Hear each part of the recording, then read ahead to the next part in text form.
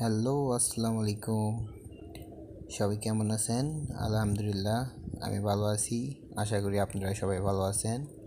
আজকে আপনাদেরকে দেখাবো আমি আমার কোয়েল পাখি কিভাবে রাখতেছি খাঁচার ভিতরে।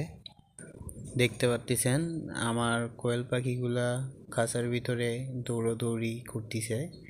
এইখানে টোটাল 81 পিস কোয়েল পাখি আছে। আরও আমি বাড়াবো, কিন্তু আরও খাঁচা বানাতে হবে। আর এইটা আমি নিজে বানাইছি, খুব অল্প খরচে বানাইছি।